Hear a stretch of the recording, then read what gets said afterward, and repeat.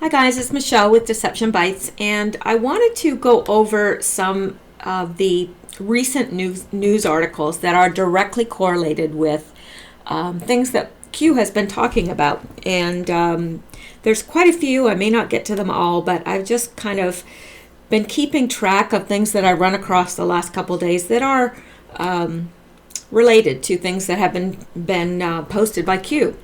So the first thing I want to do is this actually wasn't in the news. I found this on Twitter, and I thought it was very interesting. It says, this is Klaus Eberwein, a Haitian official who flew to Miami to testify against the Clinton Foundation.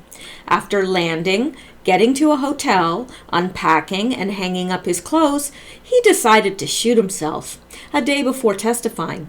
No explanation of how he got the gun. So, think about that. He flies all the way from Haiti to testify against the Clintons, or against the Clinton Foundation. And he lands, he gets to the hotel, he unpacks, he hangs up his clothes, then he shoots himself. Now, why wouldn't he shoot himself in Haiti? Well, if he was going to, why would he have his parents or his loved ones go to all the expense of flying his body back home? I doubt anybody is that selfish. And the other thing is, if you were going to kill yourself, would you unpack and hang up your clothes? Because I wouldn't. Anyway, and it's a day before testifying, and how did he get the gun that fast? He's not an American citizen. It's not like he can just go in and buy a gun without a check and all that. I don't know. Anyway, it's pretty obvious that he was murdered and did not commit suicide.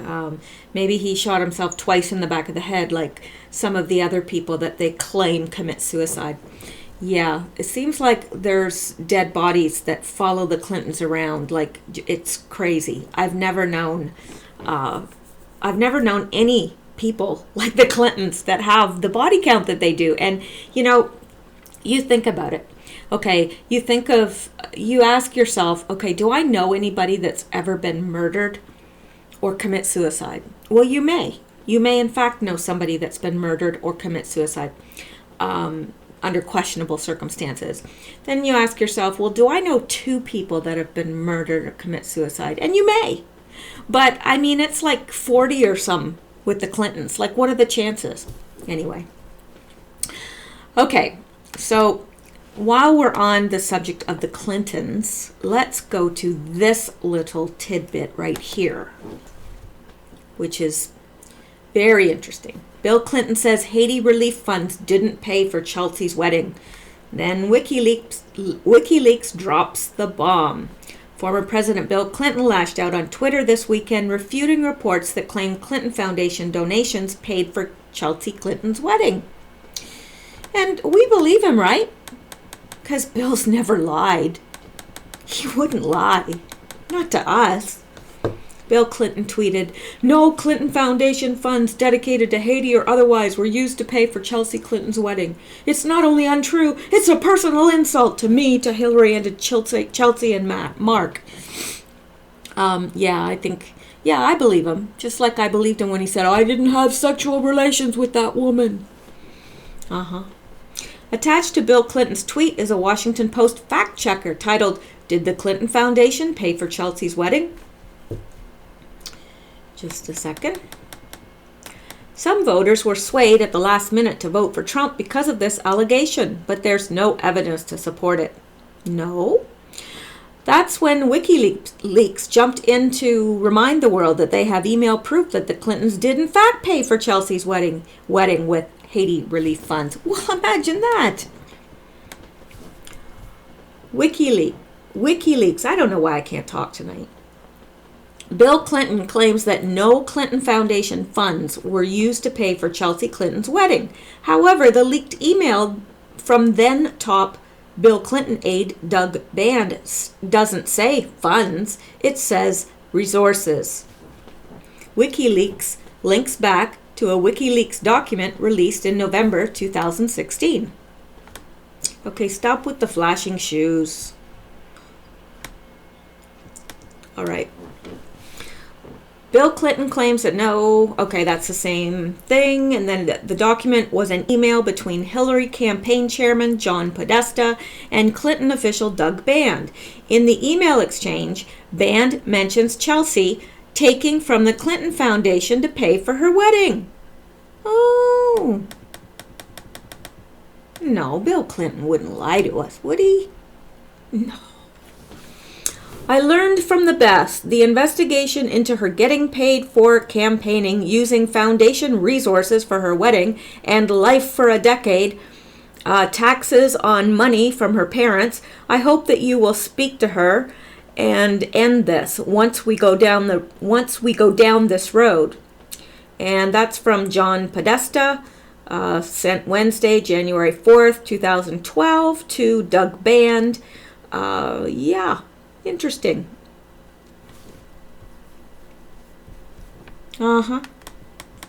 It's all in black and white, Bill. You took cash from the foundation to pay for your only daughter's wedding, who really isn't even your daughter, lied about it, and got caught. Some things never change. James Wood said it best. The balls on this guy. You looted Haiti like a peg-legged pirate. You, your crooked wife, and your cheesy slush fund foundation worked in concert to turn it into the shithole it has become. And that's a direct, correlation with what Trump has said recently. If he did say it, I don't know. And I think it's pretty humorous. Okay, so that's that. Let's see what other tidbits have been in the news lately. Here's something interesting. Let's see first, though, if we have any more Clinton stuff so we can keep it all together. Just a second. I don't think we do. I think that's it for the Clintons. Aww. Okay. So let's look at this. And of course, I'm sure you're aware of the Podesta brothers being in the vicinity when Madeleine McCann went missing, and that they were listed on a wanted poster. I mean, it looked exactly like them, and they were in the vicinity. So that's where the interest comes from. I think, in terms of Q and all that about child trafficking. And okay. Police are investigating the death of one of the first private detectives hired by the parents of missing Madeleine McCann. Kevin Halligan, 56, was found unwell at his girlfriend's Surrey home and later died. Police are treating his death as unexplained and are expected to pass a report to the coroner.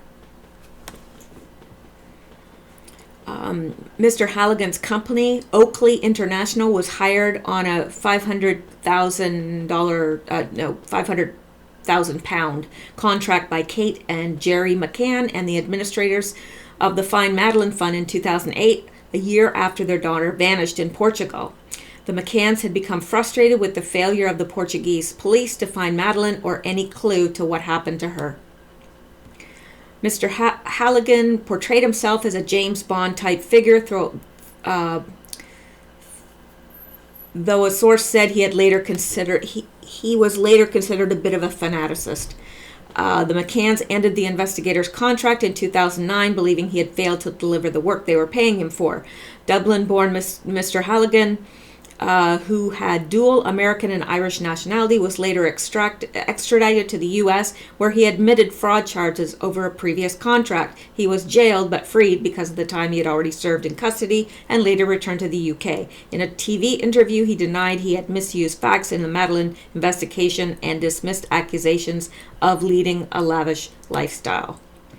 So, I don't know if that's of any interest or not. It's just interesting because of all the mystery surrounding her, and it's suspected that she was either murdered or used in child trafficking, and it breaks my heart. I mean, look at that little face. It's awful. Okay. Okay, I hear a cat yowling somewhere. But all my two cats are here, so I don't know where that's coming from. All right. Let's go on and see what else we have. Now, this Las Vegas shooter stuff is interesting. Okay. This is starting to come out, and I think more is going to be coming out about this because Q's posts yesterday and today are talking about this, and I think really this is going to begin to crack open. Okay, breaking. Federal documents reveal Stephen Paddock had likely accomplices. No. And 7 different cell phones. I'm pretty sure we all knew this before, but it's just interesting that it's coming out. On Friday, a federal judge made public hundreds of pages of court documents that had been filed by the FBI in the days and weeks after the Las Vegas concert shooting. The judge did so in response to a lawsuit filed by CNN and several media organizations. On Sunday, October 1st, 2017, Stephen Paddock opened fire on concertgoers at the Route 91 Harvest Music Festival in Las Vegas, Nevada. The shooting left 58 dead and another 546 injured in the deadliest mass shooting by an individual in U.S. history. Investigative journalist Laura Loomer posted a page from the report on Twitter. According to the federal document, subject offenses have been committed by Stephen Paddock, Mary Lou Danley, and others yet unknown. The document also explains that there are probable cause and cited the following violations A through D. A, destruction, damage of aircraft or aircraft facilities, violence at an international airport, unlawful interstate transport, delivery of firearms by non-federal firearms licensee, aiding and abetting. And there's the just a picture of it. Total deception. Newly unsealed FBI search warrants reveal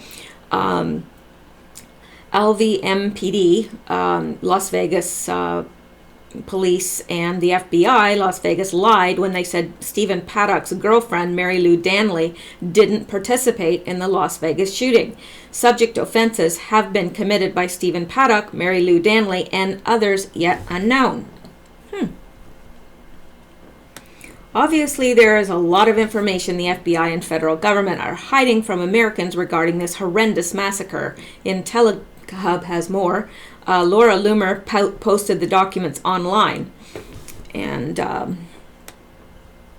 me see. Okay. For those of you interested in the 300 pages of newly released unsealed FBI search warrants of Stephen Paddock's devices, home, car, and hotel room at Mandalay Bay, here is the link. And probably if you go to Laura Loomer's Twitter, you can find it there. She has the warrants, and down here she says, since we are now learning that Stephen Paddock had at least 7 cell phones, which one did Mary Lou Danley call him on? And who was she calling on the other 6+ cell phones? Investigators discovered. You know what they call multiple cell phones? Burner phones. Yeah, that's true. So, and usually if you have multiple cell phones, you're doing something illegal. Definitely. Okay, so that's interesting. And let's go out because we have something else on the and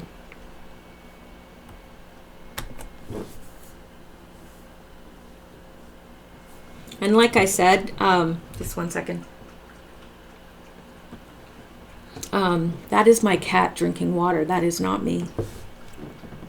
I don't know if you can hear that. She's like seriously the loudest water drinker on the planet.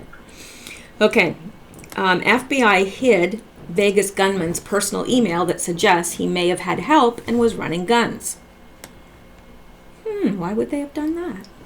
Newly released search warrants prove the FBI is not telling the truth about knowing details of Stephen Paddock's background, especially his gun running. Paddock emailed from his personal Microsoft Live account, centralpark1@live.com, to centralpark4804@gmail.com.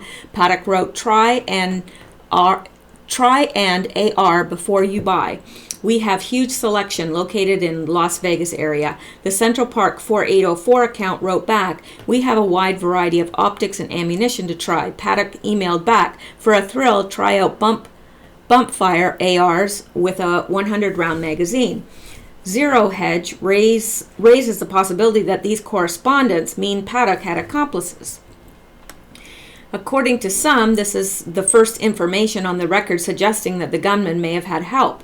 The warrant goes on to read, investigators believe these communications may have been related to the eventual attack that occurred at the Mandalay Bay in Las Vegas. Investigators found 23 firearms in Paddock's room, several of which were outfitted with bump fire stocks, a large quantity of ammunition, high-capacity magazines, a handgun, a bulletproof vest, and a breathing apparatus. If there's only one person, what do they need 23 firearms for? I mean, you can only fire one at a time. I mean, he's only got 2 arms. Anyway. And a breathing apparatus in Paddock's room, 1,600 round of additional ammunition, along with 50 pounds of explosive and ammonium nitrate, often used to manufacture explosives, were found in his Hyundai Tucson SUV. Investigators say he planned to survive the assault and escape, and had set up several surveillance cameras in various locations throughout the room, the peephole of his door, and in the hallway outside. So, that's that. Now,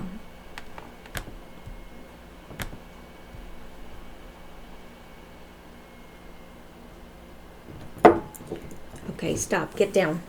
That was to my cat. She's, I've got a glass of milk here, and it's driving her absolutely insane. Okay.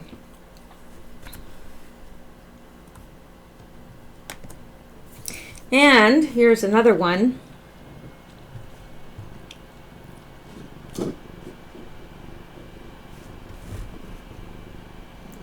Okay, breaking. Vegas shooter's laptop from hotel room is missing its hard drive. What the hell? As previously reported, 64-year-old Stephen Paddock slaughtered over 50 people October 1st at a Las Vegas country western concert in a mass shooting. Another 500-plus people were injured. The Islamic State claimed Las Vegas suspect Stephen Paddock carried out the attack on behalf of the terror group. The shooting suspect allegedly converted to Islam months ago. Yeah, right. Several timeline changes and secrecy from law enforcement is causing the public to create conspiracy theories as to what happened, what really happened. Now authorities are reporting that Paddock's laptop is missing its hard drive. A laptop computer recovered from the Las Vegas hotel room where Stephen Paddock launched the deadliest mass shooting in U.S. history was missing its hard drive, depriving investigators of a potential key source of information on why he killed and maimed so many people, ABC News has learned. Paddock is believed to have removed the hard drive before fatally shooting himself, and the missing device has not yet been recovered. Okay, is anyone else finding this hard to believe? Investigators digging into Paddock's background also learned he purchased software designed to erase files from a hard drive, but without the hard drive to examine, it's impossible to know if he ever used the software, one source said. Okay, so he planned on getting out alive, but then they're saying that he killed himself. But before he killed himself, he wanted to take the hard drive out of the computer. Why? Everybody would have known it was him, right? I mean, he's in the hotel room with all these weapons, and, you know, he's going to shoot himself. What does he care if people see the hard drive? But no, he takes that out, but then somehow it walks away on its own after he kills himself. Anyway. Maybe he shoved it up his butt before he died. Like, this is so ridiculous. Like, really, really ridiculous. Anyway, what the hell is going on with this investigation? Oh, I've asked myself the same thing. The security guard who was shot in the leg by Paddock, I don't believe that either, Jesus Campos, is being silenced and and only agreed to speak to Ellen DeGeneres in a scripted interview. Like, come on! If you're only going to speak to one person, would you not speak to a major news outlet? Like, would you go on the Ellen DeGeneres show? Oh, and guess who owns the Ellen DeGeneres show? Same people that own the hotel, Mandalay Bay. Yeah, I'm sure that's just a coincidence. Just a coincidence. Paddock's Reno home was broken into a couple weeks ago. His home is considered a crime scene. You would think law enforcement would have the place secured. ISIS had tripled down on their claims that Paddock converted to Islam months ago, even revealing his Arabic name. Without the hard drive, it'll be much more difficult to determine who Paddock was communicating with online, whether it was ISIS or any other extremist group. Certainly, he used his computer for research in order to gather equipment for his mass shooting. News of Paddock's hard drive missing from his laptop found inside of the hotel room will only spur more conspiracy theories of a deliberate cover-up. No, you really think so? Gee, I don't know why. I don't know why that people would think that was a conspiracy. Seems perfectly reasonable to me that, I mean, if I was going to kill myself, I would take my hard drive out and, I don't know what I'd do with it, but I'd do something. Right. Oh, and if I would make sure I'd hang up my clothes too and unpack my suitcase. All right. Okay, this is getting humorous because my cat is behind my laptop and she keeps peeking up. Okay, now she's licking the microphone. I am really sorry. She has never done this before. Stop. I don't quite get it. I thought it was the milk she's after, but now she's... No. I'm sorry. Okay. All right. You're making it very hard to concentrate. All right. Now, let's go on here.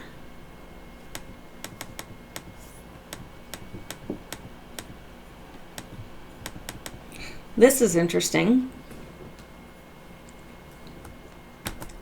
New United Nations boss unveils plans to promote mass migration.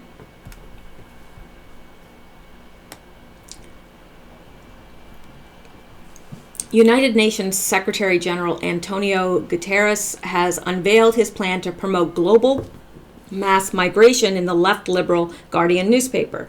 Guterres, a former Socialist Party prime minister in his native Portugal, took over the top job at the UN on January 1st, having previously served at the institution's High Commissioner for Refugees. His article entitled "Migration Can Benefit the World, This is How We at the UN Plan to Help," makes the bold claim that mass migration powers economic growth, reduces inequalities, and connects diverse societies in order to promote the global compact for migration.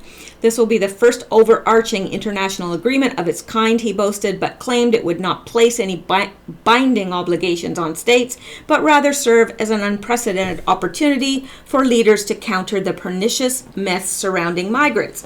These assurances have failed to convince the Donald Trump administration good. In the United States, with the White House rejected it as simply not compatible with U.S. sovereignty, and I agree. And President Trump summarizing it as "no borders, everyone can come in." And essentially, that's what he is promoting. No borders, everyone can come in, by promoting mass migration. Why? How could you possibly see that as a good thing? Okay. Prime Minister Theresa May's government in the United Kingdom has not pulled out, however, apparently unconcerned by its implications. See, what it does is, these poor countries, they come into, and I think that this is a precedent for a one world government, because you can't have very, very poor nation states and then also have really, really ultra rich. So they encourage mass migration. It brings down the rich nations and it raises up the poor nation until everyone's kind of in the middle there. And then, you have equality. And that is what they're promoting. That is exactly what they're trying to do. So North America is considered a rich country, so they want to, increase migration from the poor nations here. True fact. Okay. Let's see what else we have here. Army finds $830 million in missing helicopters as first ever audit begins. I won't go out to that. Okay. Trump abruptly cancels visit to London. Just days after President Trump surprised his political base by revealing that he would attend the globalist boondoggle, also known as the World Economic Forum in Davos later this month, accompanied by nearly every key player in his administration, the president announced on Twitter late last night that he had canceled a February state visit to London. His excuse? Trump inexplicably claimed that he was canceling his trip because he didn't want to cut the ribbon at the new U.S. Embassy in southwest London because the Obama administration had made a bad deal. Reason I canceled my trip to London is that I'm not a big fan of the Obama administration having sold perhaps the best located and finest embassy in London for peanuts, only to build a new one in an off location for $1.2 billion, he wrote just before midnight local time. Bad deal. Wanted me to cut ribbon. No. He doesn't mince words, Trump. Doesn't mince words at all. This latest cancellation comes after State Department bureaucrats quietly quashed an informal visit that was scheduled to take place this month. At the time, Trump was angry at May and the rest of the British political establishment for criticizing Trump's controversial retweets of several videos that his political opponents branded as Islamophobic. The tweets were initially sent by a British far-right group. It also followed a Washington Post report that Trump disparaged El Salvador, Haiti, and other African and South American countries as shitholes during a meeting with a bipartisan group of senators. As several media organizations quickly pointed out, the relocation plan Trump decided to use as an excuse for canceling his trip was actually effectuated in 2008 by the administration of President George W. Bush. According to The Guardian, security and environmental reasons, the U.S. State Department agreed to sell the current embassy building in Grosvenor Square to the Qatari DR Real Estate Investment Company, which plans to turn it into a luxury hotel. Estimates put the site's value at £500 million before it was made a listed building, which would have diminished the value because of restrictions on development. To be more precise, the new embassy cost $1.2 billion, according to Al Jazeera, and is located near Battersea Power Station. Government officials have hinted to reporters that Secretary of State Rex Tillerson would be present to officially open the embassy, according to Al Jazeera. Yep. And then we have this tweet by the mayor of London. Many Londoners have made it clear that Donald Trump is not welcome here while he is pursuing such a divisive agenda. And this guy is Islamic. Anyway, for what it's worth. It seems he finally got that message. This reinforced what a mistake it was for Theresa May to rush and extend an invitation of a state visit in the first place. The London mayor, Sadiq Khan, insinuated that Trump's true reason for canceling his London trip was to avoid the mass protests that he would inevitably be met with upon his arrival. It appears that President Trump got the message from many Londoners who love and admire America and Americans, but find his policy and actions a polar opposite of our city's value of inclusion, diversity, and tolerance, Khan said on Friday. His visit next month would, without a doubt, have been met by mass peaceful protests. This just reinforces what a mistake it was for Theresa May to rush and extend an invitation of a state visit in the first place. And the cat is back. May first invited Trump for the state visit a year ago when she became the first foreign leader to visit Trump in the White House barely a week after his inauguration. Of course, as the Trump administration has repeatedly demonstrated, no decision is final until it's final. There's still time for the White House Communications Department to walk this one back, and I doubt that. I really, really doubt that. I don't think that Trump is the kind of man that would say something like that and then, not follow through. So that's my impression anyway. All right. Let's see what else we have here.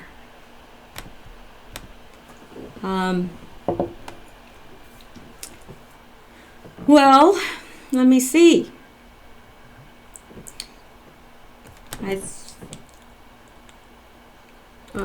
think I've...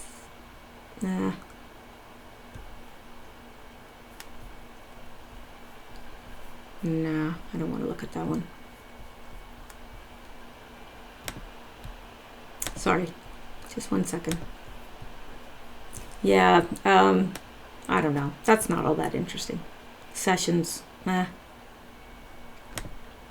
appoints interim U.S. attorneys to replace some of those ordered to resign last year. Okay, well, we don't care. But it is Q related, but here's an interesting one. And like I said, I just collect these as I go, as I'm looking at the news every day, and I just kind of collect some to the side that are related to Q. The DOJ and FBI worked with Fusion GPS on Operation Trump. Following the released transcript of Fusion GPS co-founder Glenn Simpson's testimony to the Senate Judiciary Committee by Senator Dianne Feinstein, several media outlets have begun questioning the relationship between the FBI investigators Glenn Simpson and dossier author Christopher Steele. What we have discovered highlights the answer to those relationship questions and also answers a host of other questions, including, did the FBI pay Christopher Steele? Well, of course they did. Yes, but now how media has stated, that doesn't make sense. Was the FBI connected to the creation of the Steele dossier? Yes, but again, not the way the media is currently outlining. The motive within the FBI DOJ surveillance of the 2016 campaign of Donald Trump is simple. However, to understand how they did it, the story becomes more complex. Some key background understanding is necessary.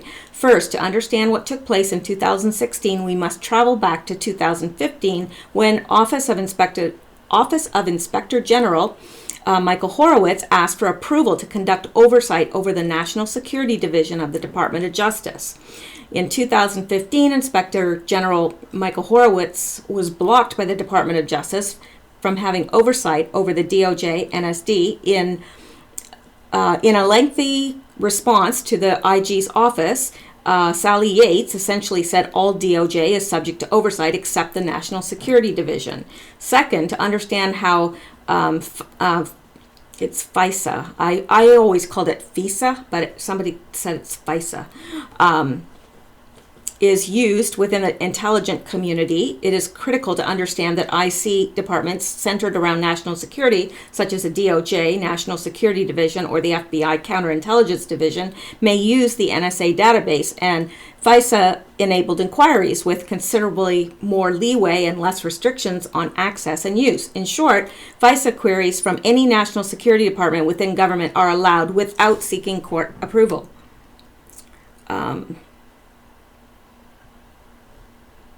Okay. During a recent hearing discussion between current FBI Director Christopher Wray and House Judiciary Chairman Bob Goodlatte, the context is outlined. The scale and scope of what took place in 2016 is also contingent upon understanding how the Foreign Intelligence Surveillance Act, FISA, was being used, specifically how critical exceptions for FISA 702 search queries without judicial warrants of FISA court approvals were permitted.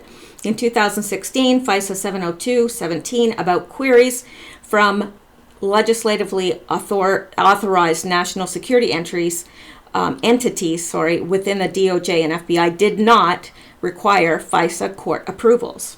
Remember this important fact as you continue reading. We begin. The recent stories about the 2016 DOJ and FBI counterintelligence investigation of the Trump campaign center around how the Christopher Steele Russian dossier was used by the Department of Justice and FBI in attaining FISA approvals for surveillance of Trump campaign officials. And we know that.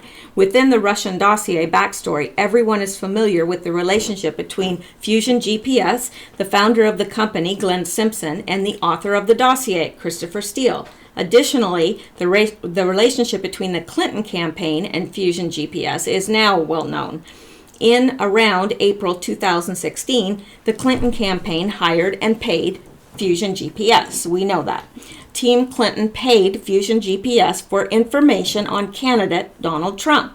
That agreement led to Fusion GPS hiring a subcontractor who was Christopher Steele, who eventually led to the creation of the Steele dossier. He was the one that authored the dossier.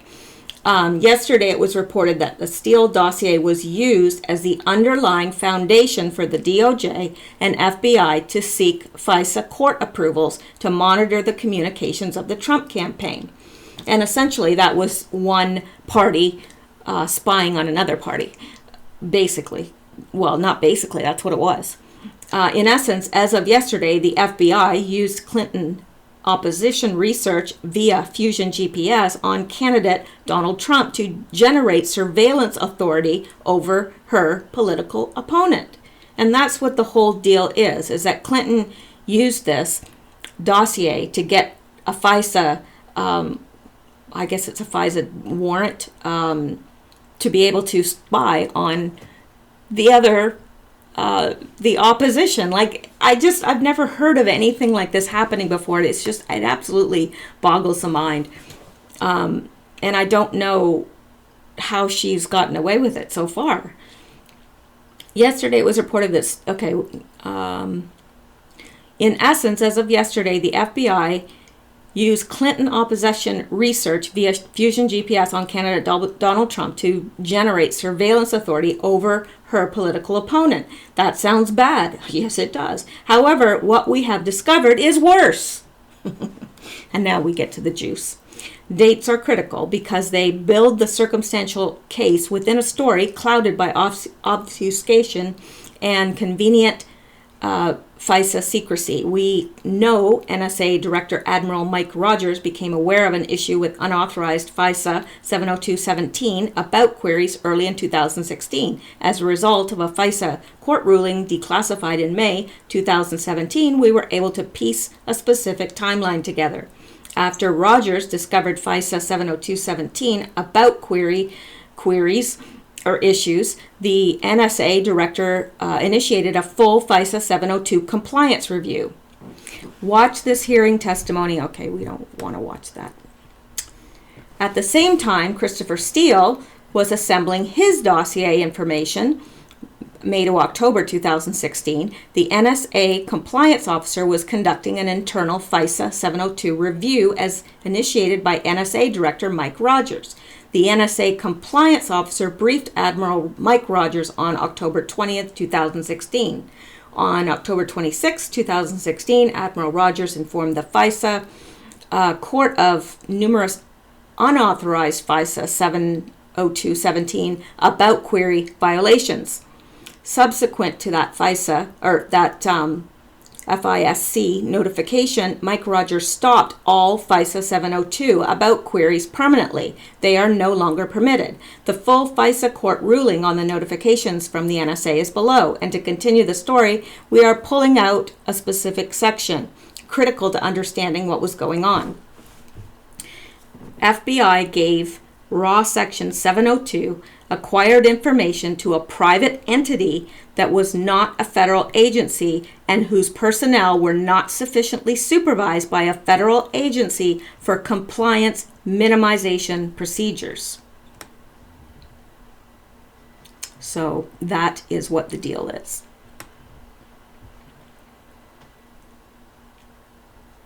Yeah. It's and this is on True Pundit, which is very, very good website. They have really good news articles, and they cover a lot of what we've been discussing. So, yeah, this was interesting too. This is, I think, is the last one we're gonna take a look at. I mean, we're all aware of what's going on with Twitter and the shadow banning and all this stuff. I mean, it's crazy. And all the I mean, it's going on with Facebook too. I mean, or not Facebook. Well, probably with Facebook, with YouTube. It's unbelievable what's going on. Undercover video. Senior network security engineer reveals Twitter ready to give Trump's private DMs to the DOJ. Interesting. Undercover video of Twitter engineer Clay Haynes saying, "We're more than happy to help the DOJ with their little investigation. Content disclosed to DOJ includes even the ones he's deleted, any direct messages. Engineer is self-proclaimed bleeding heart liberal, stating it comes with the territory at Twitter. Goes on to explain additional big brotherish practices at Twitter. San Francisco, a Project Veritas undercover investigation has revealed a senior network security engineer at Twitter stating that his company is more than happy to turn over the private communications and deleted tweets of President Donald Trump to the Department of Justice. If true, it is yet unknown whether Twitter is voluntarily disclosing this sensitive information or acting under a court order. Twitter is currently in the midst of defending itself from left-leaning criticism that President Trump has been removed from the enormous media platform for violations of Twitter's terms of service. According to his LinkedIn profile, Clay Haynes has been employed by Twitter since September 2016. On January 3rd, 2018, he met with Project Veritas undercover journalist UCJ at Stukely's Club Modern in San Francisco using a hidden video camera. The Veritas UCJ captures Haynes stating that we're more than happy to help the DOJ with their little investigation of President Trump. When prompted by the UCJ, Mr. Haynes provides additional details, basically giving them every single tweet that he's posted, even the ones he's deleted, any direct mentions or any direct messages, any mentions. He's dangerous. I don't like him. He's a terrible human being and I want to get rid of him, the self-described bleeding heart liberal Hayes says in an interview in the video about President Trump. In fact, we had internal reviews about that. On January 7th, James O'Keefe himself went undercover with Haynes at Morton's Steakhouse in San Francisco to confirm if Twitter was working with the Department of Justice to hand over Trump's tweets and DMs. When pressed about looking at Donald Trump's messages, Haynes explained, "We have a subpoena process for that very reason." The conversation continued. James O'Keefe, "Are you working with the DOJ currently on that?" Clay Haynes, "I can't comment. Even if I knew, I wouldn't comment." The fact is, even if Haynes was just speculating about helping justice, his admission shows a clear and dangerous political bias at the highest levels of Twitter, says Project Veritas founder and President James O'Keefe in the video. The question is, by Twitter giving private information about the president to the Justice Department, are they breaking the law, betraying a trust, following an official request, or satisfying a political agenda by leading a crusade against the president? I would say it's the latter, personally. Describing himself as the bouncer of the network, Mr. Haynes also details the level of information Twitter retains in its databases about the hundreds of millions of users. The Project Veritas Twitter investigation is the fourth installment of its America Pravda series. In part one, Veritas disclosed that CNN Russia coverage is driven by ratings and a political agenda, but in reality, using the words of CNN political commentary Van Jones, is just a nothing burger. Part two discloses a political bias at the New York Times, which forced executive responses and immediate change of their social media policy. Part three exposed political bias at the Washington Post and brought to light that the far-reaching narratives of the paper's editorial board are not rooted in the factual findings of their subject matter expert reporters. Project Veritas will be releasing additional Twitter-related videos over the next several days. Mr. O'Keefe has just completed a book about the series entitled American Pravda, My Fight for Truth in the Era of Fake News. The book will be released by St. Martin's Press on January 16th, 2018. Update. At 2:42, we mistakenly stated that the meeting occurred on January 3rd. The meeting actually occurred on... we stated that the meeting occurred on January 3rd, 2017. The meeting actually occurred on January 3rd, 2018. Oops.